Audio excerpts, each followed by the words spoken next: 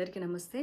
నిద్ర లేవగానే బోలెడన్ని మిస్ కాల్స్ అనమాట. వాట్సాప్ ఓపెన్ చేయగానే ఆయన ఎవరో ఒక పెద్ద మనిషి, వయసైపోయిన ఆయన నా గురించి చాలా పచ్చి పచ్చి బూతులు మాట్లాడుతూ కనిపించారు. ఆయన సంస్కారవంతమైనటువంటి భాషకి నా మనస్ఫూర్తిగా ధన్యవాదాలు. నా మీద కేసు కూడా ఫైల్ చేశారట, మరి నాకైతే తెలీదు.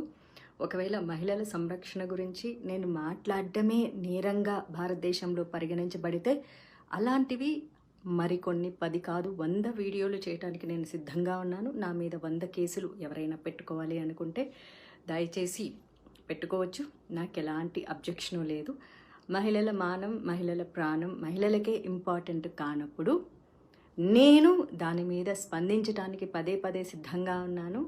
1000 కేసులు పెట్టినా నేనైతే వెనక్కి తగ్గేదే లేదు అన్నట్లుగా ఉంటాను. ఆయన పెద్ద మనిషి మాట్లాడిన భాష చాలా చాలా గొప్పగా ఉంది. వాళ్ళ తాడిపత్రి మహిళలు పతివ్రతలు, పక్క ఊర్లో ఉన్న వాళ్ళందరూ పతితలు అని మాట్లాడిన ఆయన గొప్ప భాషకి, గొప్ప సంస్కారానికి, అలాగే తాడిపత్రిలో ఉండే ప్రతి పతివ్రతకి, వారిని సమర్థిస్తున్నటువంటి ప్రతి పురుషుడికి కూడా మనస్ఫూర్తిగా ధన్యవాదాలు. కాకపోతే ఆ ఊరి మహిళలకు కానీ, ఆ ఊరి పురుషులకు కానీ, పాపం వాళ్ళు ఏమీ అనలేదు నన్ను. ఈయన చెప్పారనమాట, మా ఊరి మహిళలు అని చెప్పేసి. మరి నేను కూడా మహిళే కదా, నేనేమన్నా ఒక్క బూతు మాట మాట్లాడడం జరిగిందా? పోనీ ఆ పెద్ద మనిషి పేరైనా తీయడం జరిగిందా? అసలు ఆయన ఎవరో కూడా నాకు తెలియదు. ఇప్పుడు నేను తెల్లారి చూసే వరకు కూడా ఆడేదో జేసీ పార్క్ అన్నానా, జేసీ పార్క్ ఆయన కట్టించుకున్నదన్న సంగతి కూడా నాకేం తెలుసు. మరి ఏమీ తెలియకుండా ఎలా మాట్లాడతాం మా ఊరి చరిత్ర అని అంటున్నారు. తాడిపత్రే కాదు, ప్రతి ఊరికి ఓ గొప్ప చరిత్ర ఉంటుంది. తాడిపత్రి గొప్ప చరిత్ర అన్నది హిస్టరీకి సంబంధించింది అయితే, గాంజా, సిగరెట్టు, మందు, డ్రగ్స్ అన్నవి నేర చరిత్రలకు సంబంధించినవి. కాబట్టి నేరానికి ఊరి యొక్క చరిత్రలకు సంబంధం ఉండదు. అలాగే తాడిపత్రి నుంచి ఎంతమంది ఇన్ఫ్లుయెన్సర్స్ ఇన్స్టాగ్రామ్లో ఉన్నారు. Instagram influencers are nothing but cinema actors. వాళ్ళు కూడా, వాళ్ళకి ఎంత క్రేజ్ ఉందో వీళ్ళకి కూడా అంతే క్రేజ్ ఉంది ఇప్పుడు సమాజంలో.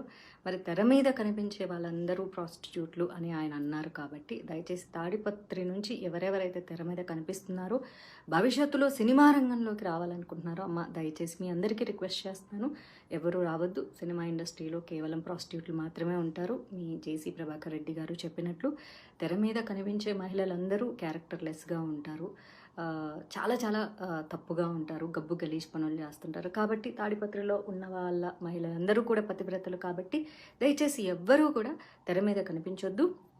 మీ అందాలు కానీ, మీ యొక్క ఆలోచనలు కానీ, మీ యొక్క రూపాన్ని కానీ కేవలం పెళ్లి వరకు మీ అమ్మా నాన్నలతో ఉంచి పెళ్లి తర్వాత మీ భర్తకి సమర్పించవలసిందిగా మనస్ఫూర్తిగా కోరుకుంటున్నాను.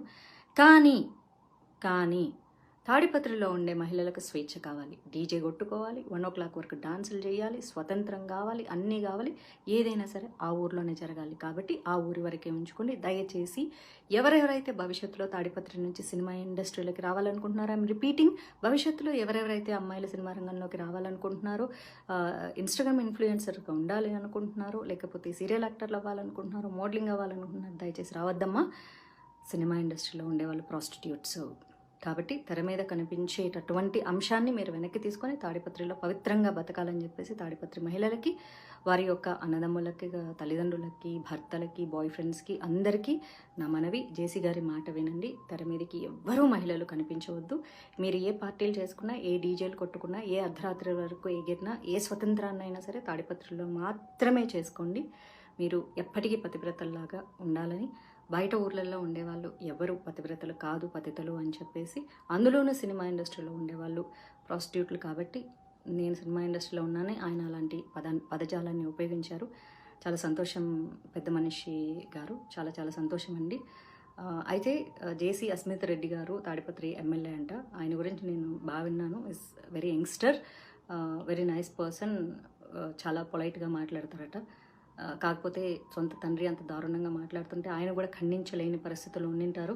కాకపోతే మీకు కూడా సినిమా ఇండస్ట్రీలతో చాలా మంచి సంబంధాలు ఉన్నాయి. అస్మిత్ రెడ్డి గారి వాళ్ళ బ్రదర్కి అయితే సినిమా ఇండస్ట్రీతో చాలా మంచి సాన్నిహిత్యాలు ఉన్నాయి. కాబట్టి మీకు కూడా బయట మీ తండ్రి గారు మాట్లాడినటువంటి భాష మీరు మాట్లాడరు అని కూడా నేను వినడం జరిగింది. ఏదైతేనేమి జేసీ గారికి సమర్థిస్తున్నటువంటి సైకోపాత్స్ అందరికీ కూడా మనస్ఫూర్తిగా ధన్యవాదాలు. నేనైతే భయపడట్లేదు. భయం అంటే ఏంటో కూడా నాకు తెలియదు. ఎందుకంటే పుట్టడం సహజం, మరణించడం కూడా సహజం. మధ్యలో జరిగేవన్నీ మన కర్మల్ని బేస్ చేసుకుని ఉంటాయి కాబట్టి నన్ను మీరు కిడ్నాప్ చేయాలనుకుంటే చేసుకోవచ్చు, లేకపోతే మీరు చెప్పినటువంటిది ఏదైనా మర్డర్ చేస్తారంటే కూడా చేసుకోవచ్చు. ఎందుకంటే నా తలరాతలో ఏం రాసి ఉంటే అది జరుగుతుంది తప్ప నా తలరాతలో రాయంది ఏది జరగదు.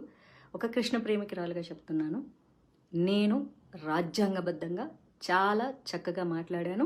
మహిళల స్వేచ్ఛ గురించి, స్వతంత్రం గురించి, సేఫ్టీ గురించి మళ్ళీ మళ్ళీ మాట్లాడుతూనే ఉంటాను. జేసీ ప్రభాకర్ రెడ్డి గారు అయితే చాలా చక్కగా మహిళలకు స్వేచ్ఛ కావాలి, స్వతంత్రం కావాలి, మహిళలు ఇంట్లో కూర్చోకూడదు అని చెప్పి ఒక మహిళనైనా నన్ను అమ్మ నా బూతులు తిట్టడం జరిగింది. పాముకి 2 నాలుకలు ఉంటాయి, మనిషికి ఒళ్ళంతా విషం ఉంటుంది. ఆ విషముతో కూడినటువంటి పాము నాలుకలా మాట్లాడినటువంటి మీ యొక్క వయసుకి కూడా నాకు మర్యాద ఇవ్వాలని ఉన్నా సరే మీ భాషకి మర్యాద ఇవ్వలేక, ఇక ఎలాగూ వయసు అయిపోయింది కాబట్టి మిమ్మల్ని అనుసరించి మీరు మాట్లాడేవి చేదు మాటలు నచ్చే ఎంతోమంది సైకోపాత్స్లు ఉంటారు కాబట్టి మీ అందరికీ నా పాదాభివందనాలు. మీ యొక్క గొప్ప సంస్కారానికి నేనైతే తలదించేది లేదు. Madhavilatha Pasupuleti. Karma will be back. I stay with good karma. You are going in a wrong way. కాబట్టి మీ కర్మలకు మీరే బాధ్యులు తప్ప నేను కాదు. ఒకవేళ భగవంతుడు నాకు ఆ కష్టాలు మీ వల్లే రాసి పెట్టి ఉంటే అది కూడా నా కర్మలో భాగం అనుకుంటాను తప్ప నేను తప్పు చేశానని ఒప్పుకోను. రాజ్యాంగబద్ధంగా చాలా సక్రమంగా మాట్లాడాను. మీరు రాజ్యాంగాన్ని తప్పి నీతి తక్కువ మాటలు మాట్లాడారు కాబట్టి మీ యొక్క కుసంస్కారానికి ఈ వయసులో మీరు సిగ్గుపడాలి. మీ భార్య కానీ, మీ ఇంట్లో ఆడవాళ్ళు కానీ, మీ కోడల్లో కూతుర్లో మరి మీ యొక్క భాషని వారు సమర్థిస్తున్నందుకు ఆ మహిళా మహారాణులకు పాదాభివందనాలు. కాకపోతే మిమ్మల్ని ఏమీ అనలేక వాళ్ళు మౌనంగా రోధిస్తున్నందుకు వాళ్ళ రోదనకు నా సంతాపం.